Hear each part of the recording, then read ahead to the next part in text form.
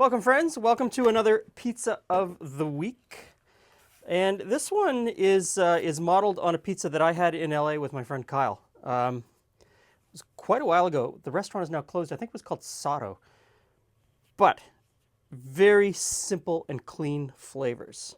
So I've got our pizza dough here. This is based on our 72-hour pizza dough, but I only had it for about 8 hours, so it's a little harder to work with, but it still tastes fantastic.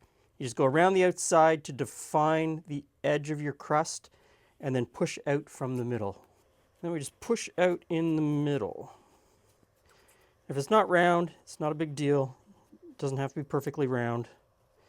So we pick it up and the dough will pretty much start to stretch itself out. You don't have to throw it around too much, and if you need to, just make fists underneath and kind of pull it very gently. And it will stretch exactly the way you want it to be. Now, put it on the peel. I've got a little bit of flour on the peel. Pull it out a little bit. And the ingredients for this recipe are ricotta, guanciale, fennel bulb, and the tops of some green onions. Okay, a little bit of ricotta goes on first.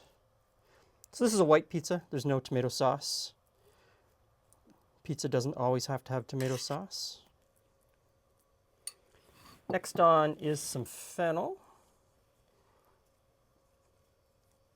Maybe with that much. And then some guanciale. If you don't have guanciale, pancetta works really well. Even some bacon. Some green onion tops. Just the tops, just the green part. And a little squirt of olive oil. And out to the oven.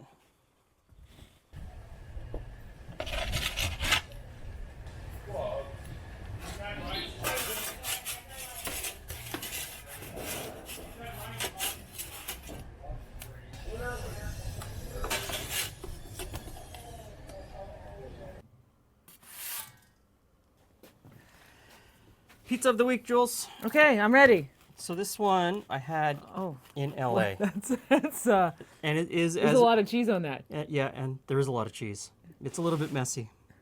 I'm only going to cut this one in 4. Okay. Yes, hindsight says, although it looks great, smaller fennel bits. Smaller fennel bits, maybe, I don't know. Yes, everything could have been cut smaller, but you know, it's that presentation for the Instagram photo.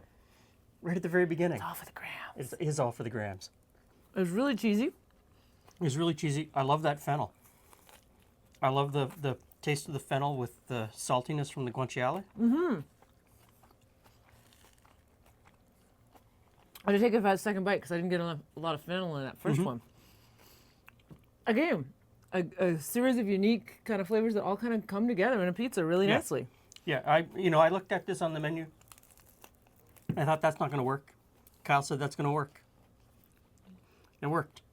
I really like this one. So think outside the box. Trust your friends when they say it's going to be good. And don't always just go for pepperoni and cheese. Yeah, you can pretty much put anything you would put in a really good sandwich almost, you could put on a pizza. It's just an open-faced sandwich.